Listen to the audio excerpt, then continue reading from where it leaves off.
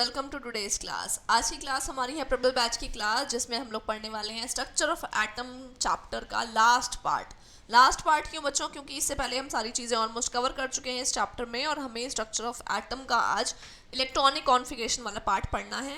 Electronic configuration sorry बहुत important topic है, because इसी टॉपिक पे बेस्ड हैं एलिमेंट्स की प्रॉपर्टीज़। अगर आप इसको अच्छे से समझ लेते हैं तो आप आगे एलिमेंट्स की प्रॉपर्टीज़ को बहुत अच्छे से समझ पाएंगे और कर पाएंगे। ठीक है स्टूडेंट्स, तो आपका आज का जो कंसेप्ट है वो बहुत अच्छे से क्लियर होना चाहिए। Try to make notes. आपको नोट्स जो है टेलीग्राम ग्रुप में मिल जाएंगे। अब मेरा चैप्टर कंप्लीट हो चुका है, तो ये तीनों चारों PDF जो है मेरी, जो मैंने बनाई हुई हैं, वो मैं आपको ग्रुप में प्रोवाइड करवा दूंगी। ठीक है स्टूडेंट्स, तो चलिए आज की क्लास को स्टार्ट करते हैं। सबसे पहले हमें कुछ रूल्स पढ़ने होंगे। कुछ रूल्स दिए गए हैं, उनके अकॉर्डिंग ही हम इलेक्ट्रॉनिक कॉन्फ़िगरेशंस करते हैं। तो सबसे पहले पढ़ना है पॉलीज एक्सक्लूजन प्रिंसिपल। इसका मतलब है कोई भी दो electron, no two electron in an atom, एक एटम के अंदर कोई भी दो इलेक्ट्रॉन जो हैं उनका same set of 4 quantum numbers नहीं हो सकता। क्वांटम नंबर्स तो आप जानते हो ना, quantum numbers N, L, M और S, ये चारों क्वांटम नंबर मैं करा चुकी हूँ। Principal quantum number, azimuthal quantum number, magnetic quantum number and spin quantum number हम कर चुके हैं ये। तो किसी भी इलेक्ट्रॉन का ये एड्रेस होता है। तो कोई भी दो इलेक्ट्रॉन जो हैं उनका सेम सेट ऑफ 4 इलेक्ट्रॉन्स जो है 4 क्वांटम नंबर्स नहीं हो सकता। मतलब मान लीजिए आपने कुछ घर में भी ऑर्डर करके ऑनलाइन मंगाया है, तो कोई भी दो लोगों का सेम एड्रेस नहीं हो सकता। मान लीजिए एड्रेस भी एक बार वो सेम हो गया, सेम ऑर्बिटल के अंदर दोनों इलेक्ट्रॉन बैठे हैं, बट एक तो एंटी स्पिन है और एक स्पिन में घूम रहा है ना। तो इसी तरह से अगर घर में आप लोग दो हो, तो आपने अगर कुछ ऑर्डर मंगाया है तो वो आपके नाम से आएगा, अगर दूसरा पर्सन मंगाता है तो दूसरे के नाम से आएगा। तो एग्जैक्टली सेम एड्रेस तो फिर भी नहीं होने वाला है ना। तो सिमिलरली इलेक्ट्रॉन्स जो हैं वो दो इलेक्ट्रॉन्स बच्चों कभी भी same set of 4 quantum numbers show नहीं करते हैं। ये है Pauli's exclusion principle. Now the question is why it is known as exclusion principle. ये क्वेश्चन आपके एग्जाम में, स्कूल एग्जाम में बहुत आता है। इसको तो आप पुट कर लीजिए, इस पर लिख लीजिए, वेरी वेरी इंपॉर्टेंट। जहाँ आप नोट्स बनाएंगे वहाँ ज़रूर लिख लेना, important for school exam. School exam में ये क्वेश्चन बहुत आता है। ठीक है, why this principle is called exclusion principle. ये प्रिंसिपल एक्सक्लूजन प्रिंसिपल क्यों है? एक्सक्लूजन का मतलब है कि ये जो है बच्चों, वो ऐसा क्यों कहा गया कि एक्सक्लूजन, एक्सक्लूड कर देना। एक्सक्लूड मतलब हटा देना। देखो, अगर एक 4 क्वांटम नंबर्स की वैल्यूज़ हैं, है ना, कुछ भी वैल्यूज़ हैं, अगर वो सेट है, किसी इलेक्ट्रॉन का एड्रेस है, तो वो एड्रेस जो है वो एक्सक्लूड हो गया बाकी सारे इलेक्ट्रॉन्स के लिए। मतलब कोई और इलेक्ट्रॉन उस एड्रेस को नहीं ले सकता। सिंपल सी बात है। मान लीजिए मेरा कुछ एड्रेस है एंड मेरे घर में कोई और भी है जिनका जो है एड्रेस वही होगा, बट जो मेरा नाम है वो तो मेरा ही है ना। तो इसका मतलब जो चीज़ मेरे लिए आई है या जो एड्रेस मैंने लिखा है वो मेरे लिए रिजर्व हो गया है, वो कहीं और वर्ल्ड में किसी और के लिए वो सेम एड्रेस नहीं हो सकता। वही चारों चीज़ें, वही सेम 4 क्वांटम नंबर्स की जो वैल्यू है वो किसी और इलेक्ट्रॉन के लिए नहीं हो सकती। मतलब वो वैल्यूज एक्सक्लूड हो जाती हैं सभी के लिए, बाकी सभी इलेक्ट्रॉन्स के लिए। So in one electron in an atom, if one electron in an atom has some particular values for the 4 quantum numbers, ठीक है, कोई वैल्यू है उनकी, then all the other electrons in that atom, बाकी सारे जो इलेक्ट्रॉन्स हैं उस एटम के, are excluded from having the same set of values। वो सारे एक्सक्लूड हो गए वही सेम सेट ऑफ वैल्यूज होने से। It is because of this reason this principle is called exclusion principle. इसी रीज़न की वजह से इसको एक्सक्लूजन प्रिंसिपल कहा जाता है। ठीक है स्टूडेंट्स, ओके। ऑल्टरनेट स्टेटमेंट क्या हो सकती है? अगर वो स्टेटमेंट आपको याद करने में प्रॉब्लम होती है तो आपको ये स्टेटमेंट याद करनी है। देखो, याद तो ज़रूर करनी है। मैं आपको यहाँ पे 3 लॉज या रूल्स कराने वाली हूँ, तीनों को याद ज़रूर करना है। एंड डोंट थिंक कि आप एग्जाम में जाके अपने आप बना के लिख लोगे, बिकॉज कुछ भाई जो साइंटिस्ट हैं उन्होंने बना के कुछ दिया डेफिनेशन, तो उनको थोड़ी रिस्पेक्ट दे दो। उन्होंने कुछ लिखा है तो उसको एज इट इज़ याद कर लो। बिकॉज जहाँ पे हम अपनी इंग्लिश लगाते हैं ना, बच्चे स्पेशली सोचेंगे अच्छा ठीक है समझ में तो आ गया, मैं अपने आप अपनी लैंग्वेज में लिख दूंगा। सारी चीज़ें लिख सकते हो आप, बट लॉस को ट्राई करो कि वैसा का वैसा ही लिखो, बिकॉज सेंस चेंज हो जाता है। कई बार बच्चे लिखना कुछ चाहते हैं और लिख कुछ देते हैं और फिर बोलते हैं कि मैम हमारे मार्क्स तो नहीं अच्छे आए, हमने तो पूरा अच्छे से लिखा था, हमारे टीचर्स मार्क्स काट लेते हैं। तो एक्चुअली होता ये है कि टीचर्स आपके आंसर से सेटिस्फाई नहीं होता है, क्योंकि आपकी जो लैंग्वेज है वो इतना परफेक्ट नहीं होती है, कुछ और ही उसका मीनिंग निकल रहा होता है। तो try to learn this laws this principle as it is, ऐसे ही लर्न करें उसको, ज़्यादा अच्छा रहेगा। सो बच्चों, an orbital can have a maximum 2 electrons and these must have opposite spins. कोई ऑर्बिटल जो है उसमें मैक्सिमम 2 इलेक्ट्रॉन्स हो सकते हैं, इस तरह से दिखाए जाते हैं, और दोनों के क्या होंगे, मस्ट हैव ऑपोजिट स्पिन्स। एक क्लॉकवाइज होगा तो एक एंटी क्लॉकवाइज होगा, ठीक है। अगर एक क्लॉकवाइज है तो दूसरा एंटी क्लॉकवाइज है। क्लियर है ये बात? तो ये बात ध्यान रखनी है आपको कि पॉलीज एक्सक्लूजन प्रिंसिपल जो है उसको आपने दोनों स्टेटमेंट में से जो भी याद रखो, कोई भी याद कर सकते हो जो इजी लगे।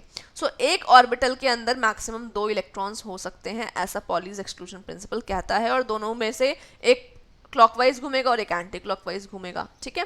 क्लियर है? आगे चलते हैं। नाउ हमें ये देखना है कि कितने इलेक्ट्रॉन्स होते हैं सब शेल्स के अंदर।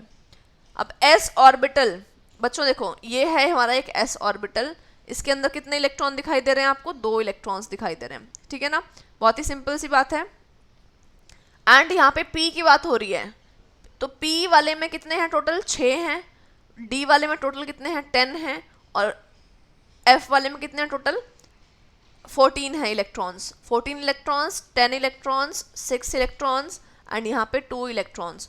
इलेक्ट्रॉन की बात हो रही है। तो ये है बच्चों S सबशेल, ये है P सबशेल, यह है D सबशेल और ये है F सबशेल। यहाँ पे सबशेल आएगा, हम सबशेल की बात कर रहे हैं, सबशेल, ठीक है। ये सबशेल्स की बात हो रही है, टोटल सबशेल की बात हो रही है, ना कि ऑर्बिटल की। एक ऑर्बिटल में तो 2 ही इलेक्ट्रॉन होते हैं। This is one orbital, this is one orbital, this is one orbital. तो एक ऑर्बिटल में तो 2 ही इलेक्ट्रॉन होते हैं, कोई भी ऑर्बिटल हो, एस पी डी एफ कोई भी ऑर्बिटल हो, 2 ही इलेक्ट्रॉन होंगे। बट सबशेल्स में हमें देखना पड़ेगा कि कितने इलेक्ट्रॉन्स हैं, ठीक है बच्चों। तो आगे ये तो हमने पहले डिस्कस किया हुआ है। देखो फर्स्ट शेल जो है उसके अंदर 1s होता है, उसके अंदर उसका कोड 0 होता है, s का कोड 0 बताया हुआ है आपको। उसके अंदर प्लस हाफ और माइनस हाफ 2 इलेक्ट्रॉन मिलेंगे आपको, टोटल नंबर ऑफ इलेक्ट्रॉन 2 ही रहते हैं, ठीक है। चलिए P की बात कर ले, सेकेंड शेल की बात करते हैं। इसके अंदर 2s भी होगा, 2p भी होगा। तो 2s वाले के अंदर सिर्फ 2 इलेक्ट्रॉन मिलेंगे, ये वाले अगेन। एंड 2p के अंदर बच्चों px py pz होगा, तो टोटल इलेक्ट्रॉन्स कितने होंगे? टोटल इलेक्ट्रॉन 6 हो जाएंगे। तो यहाँ पे 2 इलेक्ट्रॉन प्लस 6 इलेक्ट्रॉन, तो कितने हुए बच्चों यहाँ पे?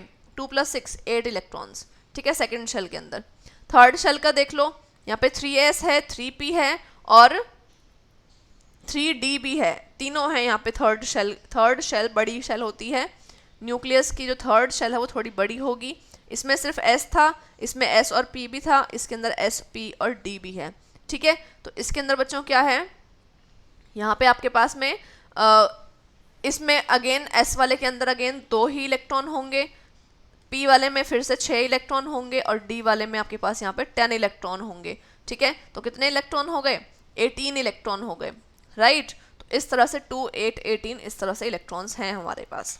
Okay, now the energy level diagram of hydrogen atom and multi electron atoms. कितना डिफरेंस है इनके बीच में उसकी बात करते हैं। बात करते हैं energy level diagram of hydrogen atom. Hydrogen atom जो है उसमें और मल्टी इलेक्ट्रॉन। हाइड्रोजन एटम में 1 इलेक्ट्रॉन होता है, हाइड्रोजन एटम के पास एक ही तो इलेक्ट्रॉन होता है। बाकी सारे जो एटम्स होते हैं उन सब में मल्टी मतलब एक से ज़्यादा, मोर देन वन इलेक्ट्रॉन होता है, ठीक है बच्चों। क्लियर है ये बात? ओके। नाउ दूसरी बात, इन केस ऑफ हाइड्रोजन और hydrogen like particles in which there is only 1 electrons, they have same energy। अब समझिए इस बात को, एनर्जी की बात किसके लिए हो रही है? शेल्स के लिए हो रही है। कैसे? हाइड्रोजन के अंदर बच्चों जो बाकी शेल्स होते हैं उसके लिए जो इलेक्ट्रॉन की अगर हम बात करें तो एक ही इलेक्ट्रॉन है यहाँ पे, ठीक है। एंड जो अगर हम बाकी सब की बात करते हैं तो energies of different orbitals of hydrogen and hydrogen like particles depend upon the value of n की वैल्यू पर डिपेंड करती है एनर्जी। ये तो बात समझ में आई ना आपको? भाई मैंने बताया था कि सेंटर से दूर जाते हुए एनर्जी इंक्रीज हो जाती है, जो पास में इलेक्ट्रॉन होगा उसकी एनर्जी कम होगी, बल्कि जो इलेक्ट्रॉन यहाँ होगा उसकी एनर्जी ज़्यादा होगी, है ना। ये क्लियर है? ओके, अब energy level diagram of hydrogen देखते हैं। बच्चों होता क्या है हाइड्रोजन में, फर्स्ट शेल का जो ऑर्बिटल है 1s वो यहाँ पे है, उसकी एनर्जी कम है। जो ग्राफ देख रहे हो आप ये एनर्जी ग्राफ है, ठीक है। जो सेकंड शेल है न्यूक्लियस की तरफ से ऐसे समझो इसको कि ये फर्स्ट शेल, ये सेकंड शेल, ये थर्ड शेल और ये फोर्थ शेल, इस तरह समझो कि न्यूक्लियस सेंटर में यहाँ पे है, इस तरह समझिए। तो फर्स्ट शेल की एनर्जी कम है क्योंकि वो बिल्कुल पास में है न्यूक्लियस के। सेकंड शेल थोड़ी दूर है, उसके अंदर 2s भी है और 2p भी है, ठीक है। 2s और 2p की एनर्जी इक्वल लेवल पर है, ये बात ध्यान से सुनो, 2s और 2p की एनर्जी इक्वल है। 3s 3p 3d की एनर्जी इक्वल है। 4s 4p 4d और 4f की एनर्जी इक्वल है, ठीक है। मतलब कि कोई भी ऑर्बिटल हो, कोई भी सब शेल हो, अगर वो थर्ड शेल का है तो सबकी एनर्जी बराबर है। हम ये किसकी बात कर रहे हैं, ये बात हो रही है बच्चों हाइड्रोजन एटम की, हाइड्रोजन एटम के लिए बात हो रही है। बल्कि बाकी इलेक्ट्रॉन्स में, बाकी एटम्स में ऐसा नहीं होता है, ठीक है। सबकी एनर्जी अलग अलग होती है, ऑर्बिटल्स की एनर्जी भी काफ़ी अलग अलग होती है, उसके बेसिस पे ही इलेक्ट्रॉन्स भरे जाते हैं। देखो बच्चों, मान लीजिए आप कहीं क्लासरूम में बैठे हुए हैं, ठीक है, आपका स्कूल है, तो सबसे पहले ग्राउंड फ्लोर की क्लासेस को भरा जाएगा, बच्चे यहाँ बैठेंगे, ठीक है। उसके बाद में फर्स्ट फ्लोर पे स्टूडेंट्स जाना शुरू होंगे, उन क्लासेस को भरा जाएगा। उसके बाद में फिर यहाँ पे भरा जाएगा इलेक्ट्रॉन्स को, ठीक है, स्टूडेंट्स को यहाँ भरा जाएगा। ऐसा तो नहीं है कि बच्चे आए और सबसे पहले उसको बोल दिया बच्चे तू यहाँ पे जाके बैठ जा, इधर जाके बैठ जा, ऐसा नहीं करते ना, क्योंकि हर किसी को, टीचर्स को भी, बच्चों को भी वहाँ जाने में और वहाँ से आने में प्रॉब्लम होगी। तो सबसे पहले इलेक्ट्रॉन्स को या स्टूडेंट्स को नीचे बिठाया जाएगा जहाँ पे क्लासेस पास हों स्टाफ रूम के। तो इसी तरह से जो इलेक्ट्रॉन है सबसे पहले वहाँ फिल होता है जहाँ एनर्जी कम होती है। अब आते हैं दूसरे मल्टी इलेक्ट्रॉन एटम्स की बात करते हैं। बच्चे मल्टी इलेक्ट्रॉन एटम्स की बात देखिए यहाँ पे ज़रा, यहाँ पे हमारे पास आप जो देख रहे हो अभी, ये आपको बता रहा है कि एनर्जी जो है वो किस तरह से है। L0 कब होता है S के लिए, 1 कब होता है P के लिए, 2 कब होता है D के लिए और 3 कब होता है F के लिए। तो ये तो आपको पता है कि S से ज़्यादा एनर्जी P की होती है, उससे ज़्यादा एनर्जी D की, उससे ज़्यादा एनर्जी F की होती है, ठीक है। एनर्जी की बात कर रही हूँ मैं, ठीक। चलिए आगे देखते हैं। सबसे पहले सबसे कम एनर्जी होती है 1s की, तो 2 इलेक्ट्रॉन्स यहाँ भरे जाएंगे। फिर उससे ज़्यादा एनर्जी किसकी हुई, 2s की, इलेक्ट्रॉन्स यहाँ भरे जाएंगे। उसके बाद एनर्जी किसकी है 2p की, तो यहाँ इलेक्ट्रॉन्स फिल किए जाएंगे। उसके बाद किसकी है 3s की, तो इलेक्ट्रॉन्स यहाँ फिल किए जाएंगे। उसके बाद एनर्जी किसकी है 3p की, तो इलेक्ट्रॉन्स यहाँ फिल किए जाएंगे। तो इस तरह से इलेक्ट्रॉन्स की फिलिंग चलती है बच्चों, है ना। और उसके बाद कहाँ भरे जाएंगे इलेक्ट्रॉन्स, 4s में, देन नहीं, हाँ, उसके बाद में 3d में, उसके बाद 4p में। इस तरह से एनर्जीज जो हैं उसके अकॉर्डिंग इलेक्ट्रॉन्स की फिलिंग होती है। तो अब आप देख रहे हो यहाँ पे एक शेल के हैं 2s और 2p, तब भी उनकी एनर्जी बराबर नहीं है। एक शेल के हैं 3s 3p और 3d, उनकी एनर्जी भी बराबर नहीं है। 3d एनर्जी से कम तो 4s की एनर्जी है, तो पहले 4s में भर जाएगा, उसके बाद में 3d में इलेक्ट्रॉन जाएगा। तो ये होता है मल्टी इलेक्ट्रॉन। किसमें होता है ये मल्टी इलेक्ट्रॉन एटम्स के अंदर ऐसा होता है, जिनकी एनर्जी ज़्यादा होती है ना, जिन एटम्स की एनर्जी जो है वो क्या होती है, बहुत ज़्यादा होती है, एंड एनर्जी नहीं, सॉरी, जिनके अंदर इलेक्ट्रॉन्स बहुत ज़्यादा होते हैं जिन एटम्स के अंदर, उनमें ऐसा होता है। अब इसके बहुत सारे रीजंस हैं। रीजंस क्या हैं, रिपल्शंस, इलेक्ट्रॉन्स आपस में रिपल्शंस करते हैं, बाकी इलेक्ट्रॉन्स की वजह से होता है ऐसा रिपल्शन। तो इनकी जो एनर्जीज़ हैं वो काफ़ी ज़्यादा अलग होती हैं। तो अब इसको सीढ़ियों की तरह समझना चाहो तो पहले यहाँ जाया जाएगा, फिर यहाँ जाया जाएगा, फिर यहाँ, फिर यहाँ, फिर यहाँ, फिर यहाँ, इस तरह से। तो इलेक्ट्रॉन्स पे इसी तरह से फिल किए जाएंगे, जिसकी एनर्जी सबसे कम पहले वो फिल किया जाएगा, फिर उसमें जगह भर गई तो ऊपर जाया जाएगा, इस तरह से। तो आप ये देख रहे हो, अब मैंने यहाँ पे आपको फर्स्ट एनर्जी लेवल ये रहा, फर्स्ट एनर्जी लेवल से 1 से 2, फिर 3, फिर 4, फिर 5, फिर 6 एंड 7 शेल तक सारे ऑर्बिटल्स दिखाए हैं, ऑल ऑर्बिटल्स एंड सब शेल्स। तो इलेक्ट्रॉन का जो ऑर्डर है यहाँ पे लर्न करना बहुत मुश्किल है। अगर मैं आपको कहूँ 1s के बाद 2s, फिर 2p, फिर 3s, फिर 3p, फिर 4s, फिर 3d, 4p, 5s, ऐसे तो याद करेंगे तो बहुत कंफ्यूजिंग हो जाएगा ना, क्योंकि इनको याद करना काफ़ी डिफ़िकल्ट है। तो एनर्जी लेवल डायग्राम्स की हेल्प से, इनकी हेल्प से फिलिंग तो हम कर लेंगे, बट हमें लर्न करने के लिए थोड़े से ट्रिक्स अप्लाई करने पड़ते हैं, ठीक है।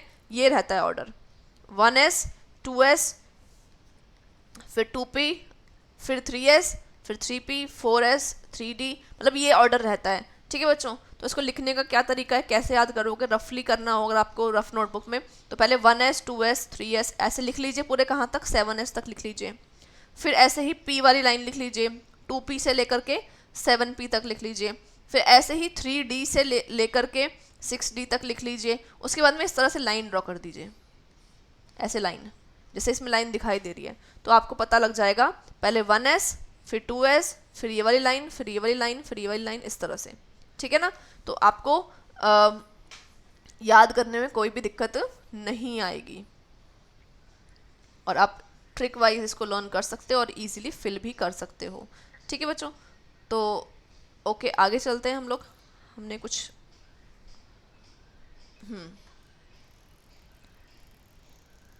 कुछ पॉइंट्स डिस्कस करने थे यहाँ पे। Energy level diagrams, such diagrams representing the arrangement of orbitals, ऐसे डायग्राम जो रिप्रेजेंट करते हैं अरेंजमेंट ऑफ ऑर्बिटल्स को, कि उनकी एनर्जी ज़्यादा है या कम है, किसकी एनर्जी इंक्रीजिंग ऑर्डर को शो करता है, उसे कहते हैं एनर्जी लेवल डायग्राम, जो अभी हमने पढ़े। So the subshells of particular shell do not have equal energies, 2s 2p have different energies. मैंने बताया आपको एक ही शेल में है 2s 2p, बट एनर्जी उनकी अलग है, सेम एनर्जी नहीं है। नेक्स्ट है इन अ पर्टिकुलर शेल, एक ही शेल के अंदर सब shells with lower value of L has lower energy. अब कैसे याद करना है इसको, देखो 2s और 2p में से एनर्जी कम किसकी है, ज़्यादा किसकी है, कैसे याद करोगे। S का कोड क्या होता है, मतलब L वैल्यू क्या होती है, एजीमुथल क्वांटम नंबर क्या होता है, 0 होता है। वहीं P के लिए L वैल्यू क्या होती है, एजीमुथल क्वांटम नंबर 1 होता है। बच्चों जिसका एजीमुथल क्वांटम नंबर कम होगा उसकी एनर्जी कम होगी, ये एक रूल है, ये कह रहा है। ठीक है, क्या बोल रहा है ये हमें बता रहा है कि इन अ पर्टिकुलर शेल, एक शेल के अंदर sub shell with lower value of L, जिसका azimuthal quantum number value L value कम होगा, लो एनर्जी होगी उसकी, तो उस केस में क्या होगा बच्चों, उस केस में जो सेकंड शेल है हमारा, ठीक है, उसमें जैसे 2s है और 2p है, तो L वैल्यू यहाँ पे 0 है और यहाँ पे 1 है, तो एनर्जी कम किसकी हुई, जिसका 0 हुआ, तो पहले इलेक्ट्रॉन 2s में जाएगा, उसके बाद में 2p में जाएगा। ठीक है ना, okay. Why there is difference in energy of subshells of multi electron atoms, वही क्वेश्चन कि ऐसा क्यों होता है कि बाकी जो बड़े एटम्स हैं जिसमें ज़्यादा इलेक्ट्रॉन्स हैं वहाँ पे इतना डिफरेंस क्यों है इनके बीच में। तो in case of hydrogen atom the only force of attraction is force of attraction between negatively charge electron and positively charge nucleus. Hydrogen के केस में अंदर न्यूक्लियस है, बाहर सिर्फ एक इलेक्ट्रॉन है, तो इनके बीच में तो सिर्फ अट्रैक्शन ही होने वाला है ना, कोई प्रॉब्लम तो है नहीं, तो बाकी सबके एनर्जी लेवल सेम होते हैं। बट मल्टी इलेक्ट्रॉन के केस में, जो थोड़े बड़े एटम्स होते हैं उनके केस में एडिशनल फोर्स भी काम करती है वहाँ पे बच्चों, अट्रैक्शन के साथ साथ रिपल्शंस भी काम करती हैं आपस में। इलेक्ट्रॉन्स अगर ज़्यादा हैं, इलेक्ट्रॉन यहाँ भी है यहाँ भी है, ये भी इलेक्ट्रॉन्स हैं, तो ये सारे आपस में भी तो रिपल्शन क्रिएट करते हैं, है ना, ये सारे आपस में रिपल्शंस क्रिएट करते हैं। तो जो आपस में रिपल्शंस क्रिएट करेंगे उसकी वजह से इनके जो लेवल्स हैं, एनर्जी लेवल्स, वो काफ़ी ज़्यादा चेंज हो जाएंगे। सो आप कह सकते हो also between the different electrons the atom is stable because then the forces of repulsions are less then attraction. मतलब स्टेबल एटम इसीलिए है कि अट्रैक्शन ज़्यादा होती है, रिपल्शन थोड़ी कम होती है, इसीलिए ये स्टेबल रहता है। चलिए रूल नंबर 2, ऑफ-बाउस प्रिंसिपल। अब फिलिंग ऑफ ऑर्बिटल कैसे करनी है, क्या रूल है वहाँ पे। In the ground state of atoms, atom के ग्राउंड स्टेट में the orbitals are filled in order of their increasing energies. Orbitals fill किए जाते हैं इंक्रीजिंग एनर्जी के ऑर्डर में। In other words, the electron first occupy the lowest energy orbital. Electron सबसे पहले कहाँ जाता है, सबसे लोएस्ट एनर्जी पे, 1s में जाएगा, फिर 2s में जाएगा, फिर 2p में जाएगा। ये इलेक्ट्रॉन का फिलिंग का ऑर्डर रहता है। ठीक है, कि जिसमें एनर्जी कम होगी पहले उसमें इलेक्ट्रॉन्स फिल होते हैं, उसके बाद में हायर एनर्जी वालों में जाते हैं। ठीक है, they move to higher energy orbitals only when the lower energy orbitals are filled. जब ये वाले भर चुके होंगे तभी वो ऊपर वाले शेल्स में जाएंगे या ऑर्बिटल्स में जाएंगे इलेक्ट्रॉन्स। ठीक है, तो ये कौन सा है, ऑफ-बाउस प्रिंसिपल। ठीक है, इसको आप याद करेंगे। चलिए ट्रिक कैसे है बच्चों याद करने की, अगर आपको ये याद करने में दिक्कत हो रहा है, इसको 1s 2s 3s 4s इनको याद करने में प्रॉब्लम होगी, तो आप क्या कर सकते हैं, आप ट्रिक यूज कर सकते हैं। क्या? S S P S P S D P S D P S F D P S F D P S, ये याद कर सकते हैं। मतलब क्या है इसका ट्रिक, देखो एस एस का मतलब 1s 2s, ठीक है, यहाँ पे देख सकते हो 1s 2s मैंने लिखा है यहाँ पे। फिर PS का मतलब क्या है 2P, और फिर S का मतलब 3S, फिर PS का मतलब क्या है 3P 4S, इस तरह से। तो कैसे याद करें इसको, देखो स्कूल स्कूल, एक मिनट, कैसे याद कर सकते हो इसको, ये समझो। School school, public school public school, Delhi public school Delhi public school, FDPS, F कोई सिटी मान लीजिए, कोई स्टेट मान लीजिए, FDPS FDPS, ठीक है, Faridabad Delhi public school Faridabad Delhi public school, हमारे यहाँ पे बहुत दिल्ली पब्लिक स्कूल्स हैं, ठीक है। तो इस तरह से काफ़ी सारी ब्रांचेज हैं, तो ऐसे याद कर सकते हो। स्कूल स्कूल, हर चीज़ के डबल डबल याद करना है। School school public school Delhi public school Faridabad Delhi public school Faridabad Delhi public school, ऐसे याद कर सकते हो, ठीक है। ओके, तो अब आपने याद तो कर लिया, SPD इन सबको तो लिख लोगे। 1 2 3 कैसे लगाना है ये ध्यान रख लेना, एक नंबर रिपीट नहीं होता है। जैसे इस S के आगे 1 लिख दिया, इसके आगे 2 लिख दिया, इसके आगे 3 लिख दिया, इसके आगे 4 लिख दिया, इसके आगे 5 लिख दिया, यहाँ 6 लिख दिया, यहाँ 7 लिख दिया, ठीक है। वैसे इतने आगे तक पूछा ही नहीं जाएगा आपसे, तो जितने S आते जा रहे हैं उसमें नंबरिंग फिल कर दिया आपने। फिर P लिखा, P सेकंड से ही स्टार्ट होता है, 1P तो होता ही नहीं है, तो P लिख दीजिए 2, यहाँ लिख दीजिए 3, यहाँ लिख दीजिए 4P, इस तरह से, ठीक है ना। तो आपका ट्रिक जो है, आपको ऐसे याद करना है, वैसे याद कर लो, नहीं तो वैसे याद कर लो, कैसे भी याद कर लो, बट याद तो करना है, ठीक। तो टाइम सेव हो जाएगा आपका इलेक्ट्रॉनिक कॉन्फ़िगरेशंस करने में। वैसे इतनी करनी पड़ती नहीं है इलेक्ट्रॉनिक कॉन्फ़िगरेशन, 30 तक तो आप वैसे ही कर लेते हो, 30 तक ही करनी है, ज़्यादा नहीं करनी है। Okay, now we are going to study a rule, very important rule, Bohr Bury's rule. ये रूल क्या कहता है बच्चों, ये रूल हमें कहता है कि एनर्जी क्या रहती है, कब किस में इलेक्ट्रॉन जाएगा, उसको पढ़ने का तरीका है हमारे पास। क्या है बोरबरी रूल, ये इंपॉर्टेंट है, आपके एंट्रेंस एग्जाम में इसमें से क्वेश्चन आने के चांसेस होते हैं कंपटीशन में, ठीक है। नीट में और IIT-JEE में ऐसा क्वेश्चन आपका आने के चांसेस बहुत ज़्यादा हैं। तो ये रूल जो है वो आपको हो सकता है कि आपकी ये रेफरेंस बुक में ना मिले, NCERT में ना मिले, बट मैंने यहाँ पे मेंशन किया है, और आपको इंस्टीट्यूट के मॉडल में सब में मिल जाएगा, मॉड्यूल्स में, ठीक है। Okay, come to the question बच्चों, क्या है ये, the orbital with the lower n+l value has lower energy, मतलब जिसका n+l वैल्यू कम होता है उसकी एनर्जी कम होती है, उसमें इलेक्ट्रॉन पहले फिल होता है। जैसे आपसे अगर पूछा जाए कि 4s या 3D में पहले इलेक्ट्रॉन किस में फिल होगा, तो आप क्या करेंगे, पहले लिखिए एक जगह 4s, एक जगह लिखिए 3D। अब इन दोनों की n+l वैल्यू निकालिए आंसर। n वैल्यू मतलब इनका शेल नंबर, तो n कितना है 4, l वैल्यू मतलब इनका कोड, s का कोड क्या होता है 0 होता है, तो जोड़ दीजिए कितना आया आंसर 4 आ गया। अब यहाँ 3D में देखिए, इसका n वैल्यू कितना है बच्चों 3 है, l वैल्यू कितना है इसका 2 होगा, d के लिए 2 होता है बताया हुआ है, SPDF 0 1 2 3 ये रहता है l वैल्यूज़, ठीक है ना। तो D की L वैल्यू कितनी है बच्चों 2 है, तो यहाँ 2 पुट कर दीजिए, सॉल्व करिए इसको, तो 5 आ गया। तो किसकी n+l वैल्यू कम है, 4s की कम है ना, तो 4s की एनर्जी कम है, पहले इलेक्ट्रॉन उसमें जाएगा, ये मतलब है इस बात का। तो ये रूल समझ में आया आपको।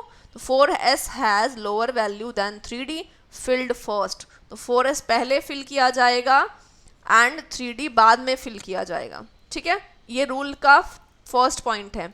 अब इसका सेकेंड पॉइंट, मान लीजिए कई बार सेम आ जाए तो क्या करेंगे, अगर दोनों का इक्वल आ जाए n+l वैल्यू से, जैसे 2p का और 3s का निकालिए और उन दोनों का n+l वैल्यू सेम आ रहा है, तो क्या करेंगे बच्चों, अगर मान लीजिए इसका n+l वैल्यू कैलकुलेट करके देखते हैं, n इसका 2 है, l इसका 1 है, तो 3 आ गया, यहाँ पे भी इसका 3 है, इसका 0 है, इसका 3 आ गया, इक्वल आ गया। अब किस में जाएगा वही इलेक्ट्रॉन, उस केस में बच्चों जिसकी n वैल्यू स्मॉलर होगी उसकी एनर्जी स्मॉलर मानी जाएगी, ठीक है। तो यहाँ पे n वैल्यू स्मॉलर किसकी है, कंपेयर करिए, स्मॉलर है 2p की, तो इसमें इलेक्ट्रॉन को फिल किया जाएगा एनर्जी इसकी लो है क्योंकि इसका n वैल्यू जो है वो लेस है। आ गई बात समझ में? n वैल्यू इसका लेस है इसलिए पहले इलेक्ट्रॉन उसमें फिल किया जाएगा। ओके चलिए, हंस रूल ऑफ मैक्सिमम मल्टीप्लिसिटी इसमें आ जाते हैं। हंस rule of maximum multiplicity third rule है जो हम पढ़ रहे हैं उसी चीज़ का। थर्ड रूल क्या कहता है हमारा? इलेक्ट्रॉन पेयरिंग इन PDF किसी भी में जिसमें ज़्यादा ऑर्बिटल्स हैं, ऐसे सबशेल्स के अंदर जो इलेक्ट्रॉन की पेयरिंग होगी, can not occur until each orbital of a given subshell contains one electron each और इज सिंगली ऑक्यूपाइड। मतलब अगर आप P की बात कर रहे हैं तो जब तक कि इनमें तीनों में एक एक इलेक्ट्रॉन नहीं हो जाता आप पेयरिंग नहीं करा सकते। अगर आपने यहाँ पेयरिंग करा दी और ये खाली पड़े हुए हैं तो ये बुरा मान जाएंगे, ठीक है? तो ऐसा नहीं कर सकते हो, ये कंडीशन गलत है। आपको पेयरिंग कराने से पहले तीनों में एक एक इलेक्ट्रॉन देना पड़ेगा। देखिए यहाँ पे, for the element nitrogen which contains 7 electrons, for the element nitrogen which contains 7 electrons, ठीक है? कन्फिग्रेशन क्या होगी इसकी? भरना शुरू करेंगे इलेक्ट्रॉन्स को तो पहले 1s में जाएंगे इलेक्ट्रॉन्स, फिर 2s में जाएंगे, फिर 2p में जाएंगे, p में 3 होते हैं, ठीक है? तो यहाँ पे आपने 7 इलेक्ट्रॉन्स को फिल करिए, 1 2 3 4 5 6 7। तो यहाँ पे बच्चों तीनों इलेक्ट्रॉन्स को आपने सिंगली ऑक्यूपाइड करना है, एक ही में नहीं फिल करोगे, अलग अलग फिल करोगे, ठीक है ना? तो half plus half plus half, इनका जो टोटल स्पिन है वो आएगा 1.5, ठीक है?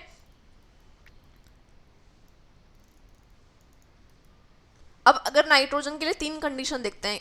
एक तो आप ऐसे फिल कर दीजिए और दूसरा कंडीशन क्या है, आप इसको इस तरह फिल कर सकते हैं, एक को ऐसे और दो को ऐसे, ठीक है? और फिर इसको सॉल्व करेंगे तो क्या आएगा बच्चों? एक का जो एंटी स्पिन है उसके लिए -1/2 आ गया, जो स्पिन है उसके लिए +1/2 ले लिया, तो सॉल्व करके हाफ वैल्यू आई। और अगर हम इसको ऐसे फिल करते हैं, एक ही में पेयरिंग करा दिया और उसके बाद में एक में यहाँ इलेक्ट्रॉन रख दिया और इसको खाली छोड़ दिया, तो टोटल स्पिन की वैल्यू क्या आई? हाफ आई, ठीक है? This is due to the fact that the electrons being identical in charge, charges उनके सेम होते हैं तो रिपेल ईच अदर, रिपेल करेंगे when present in same orbital. अगर वो सेम ऑर्बिटल में प्रेजेंट रहेंगे तो रिपल्शन क्रिएट करेंगे। Repulsion can however be minimize by if 2 electrons move as far apart. मैं क्यों कह रही हूँ उनको अलग अलग ऑर्बिटल्स में रखने के लिए? क्योंकि अगर एक ही ऑर्बिटल में इलेक्ट्रॉन्स रख दिया तो वो रिपल्शन करना शुरू कर देंगे, तो अगर उनको दूर दूर रखा जाएगा तो रिपल्शंस वो नहीं करेंगे, ठीक है? तो इट्स अर्जेंट, इट्स सफिशेंट कि नेसेसरी है कि उनको आप अलग अलग रखें। All singly occupied orbitals will have same parallel spins, that is the same direction in the clockwise or anti-clockwise. This is due to the fact that the 2 electrons with the parallel spin will encounter less inter-electronic repulsions in space. तो होगा ये, अगर आप इन तीनों को सबको single single electron दे देते हो, या तो क्लॉकवाइज या एंटी क्लॉकवाइज, तो उस केस में सिमेट्रिकल हो जाते हैं वो, और वहाँ पे क्या हो जाता है? Less inter electronic repulsions feel होती हैं क्योंकि वो थोड़े दूर होते हैं। एंड जब उनके पास ऑपोजिट स्पिन होते हैं और वो सेम उसमें प्रेजेंट होते हैं तो बिल्कुल भी रिपल्शन जो है वो नहीं होता है। इसलिए ऐसा डिसाइड किया गया कि हमें क्या करना चाहिए, इलेक्ट्रॉन्स जब आप फिल करोगे तो पहले सबको सिंगली ऑक्यूपाइड करें, बाद में पेयरिंग स्टार्ट करवा सकते हैं, पेयरिंग बाद में करवानी है, ठीक है? तो व्हाट इज इलेक्ट्रॉनिक कॉन्फ़िगरेशन, उस पर आ जाते हैं, फटाफट से ख़त्म करते हैं इसको। What is electronic configuration? Electronic configuration बच्चों यहाँ पे the distribution of electron into different shells, अलग अलग डिफरेंट शेल्स में, सब शेल्स में, and orbitals of an atom is called its electronic configuration. Electron को शेल में, सब शेल में, ऑर्बिटल में फिल करने को इलेक्ट्रॉनिक कॉन्फ़िगरेशन कहा जाता है। तो उसके लिए हमें डिफरेंट रूल्स फॉलो करने पड़ते हैं। चलिए हाइड्रोजन का देखते हैं, कितने इलेक्ट्रॉन्स हैं? 1। कहाँ फिल होगा? सबसे कम एनर्जी वाले में, 1s1 ऐसे लिखा जाता है इसको, 1s। कितने इलेक्ट्रॉन है? 1। अगर 2 इलेक्ट्रॉन होते तो 1s2 लिख दिया जाता, ठीक है? ये होता है, ठीक है? अभी अगले वाले को देखते हैं, कितने इलेक्ट्रॉन है हीलियम में? 2 इलेक्ट्रॉन्स हैं, क्या लिखेंगे? 1s2, ठीक है? इस तरह से करेंगे। एंड आगे लिथियम, बेरिलियम, ये सारे जितने भी हैं, फिर इलेक्ट्रॉन देखते जाएंगे और फिर अगले अगले शेल में बढ़ाते जाएंगे इलेक्ट्रॉन्स को। जैसे मैं आपको अगर एग्जांपल दूं क्लोरीन का, तो क्लोरीन में कितने इलेक्ट्रॉन होते हैं बच्चों? 17 होते हैं। तो क्लोरीन के लिए देख लेते हैं, इधर देखिए 1s2 2s2 2p6 3s2 3p5, एक इलेक्ट्रॉन अभी भी कम है, अगर आर्गन मिल जाएगा तो वो इलेक्ट्रॉन उसको मिल जाएगा। ठीक है, तो ये तरीका होता है फिलिंग करने का। 30 तक तो आप खुद ही कर लीजिएगा, इसमें क्रोमियम और जो कॉपर है वो एक्सेप्शनल शो करता है। ठीक है, बाकी आपको 30 तक तो करने में कोई प्रॉब्लम आएगी नहीं। तो बच्चों एक चीज़ और बता देती हूँ मैं आपको यहाँ पे, देखिए जो नोबल गैसेस होती है ना, नोबल गैसेस आने के बाद में आपको इतना बड़ा लिखने की ज़रूरत नहीं होती है। तो यहाँ पे कितनी नोबल गैसेस आई, एक तो आ गया हीलियम, है ना, और एक आ गया आपका नोबल गैस कौन सा,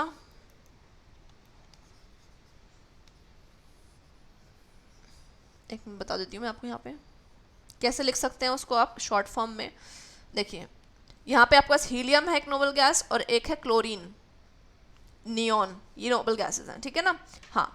तो अगर आपके पास यहाँ पे हीलियम आ चुका है तो आप इन सब की बाकी की कब तक, नियॉन से पहले पहले की अगर आप लिखना चाहते हैं तो आप ऐसे लिख सकते हैं, हीलियम लिख करके, अगर आप लिथियम का लिखना चाहते हैं तो इसको हीलियम लिख करके 2s1 लिख दीजिए, सही हो जाएगा आपका, ये चलेगा। ठीक है, ये किसका है, लिथियम का। इससे क्या होता है, टाइम सेव हो जाता है, आपको बहुत सारी चीज़ें लिखने से बच जाते हो आप। जैसे बताऊँ मैं आपको सोडियम का बताती हूँ, सोडियम कहाँ है, 11 नंबर है, नियॉन के नीचे है।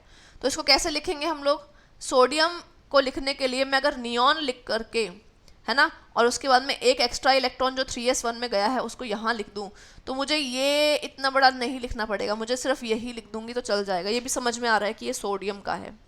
तो हम क्या करते हैं बच्चों, सोडियम किसका है, 11 है, तो 10 तक तो नोबल गैस नियॉन ही है ना, तो नियॉन लिख करके 3s1 लिख दूंगी तो समझ में आ जाएगा कि ये 11 है। तो इस तरह से हम करते हैं, यहाँ पे हम लोगों का टाइम सेव हो जाता है। ठीक है, जहाँ भी नोबल गैस अगर आ जाए कोई, जैसे 2 पे है नोबल गैस, 10 पे है और 17 पे है, तो उसके बाद में आपका जो बहुत सारा टाइम है वो सेव हो जाएगा, आपको इतनी बड़ी कन्फिग्रेशंस लिखने की ज़रूरत नहीं पड़ेगी। ठीक है, हाँ, अब हम बात कर लेते हैं एक्सेप्शंस की। 21 नंबर है स्कैंडियम, उसके बाद जिंक है 30 नंबर। तो यहाँ पे बच्चों क्रोमियम आपका नंबर 24 एंड कॉपर नंबर 29, इसका एक्सेप्शनल इलेक्ट्रॉनिक कॉन्फ़िगरेशन होता है। अगर मैं देखूँ सीक्वेंस में तो आर्गन के बाद आर्गन होता है 18, 18 के बाद में 3d1 4s2, 3d2 4s2, 3d3 4s2, ये 3d5 हो गया, 3d4 नहीं हुआ। क्यों हुआ ऐसा, तो अगर मैं देखूं इसको ड्रॉ करके, ये है 3d और ये 4s, अगर 4s में मैं 2 इलेक्ट्रॉन रखती हूँ और 3d में 4 इलेक्ट्रॉन रखती हूँ तो ये कम स्टेबल है। बट अगर मैं इसी इलेक्ट्रॉन को यहाँ भेज देती हूँ और अगर ये 3d5 हो जाता है,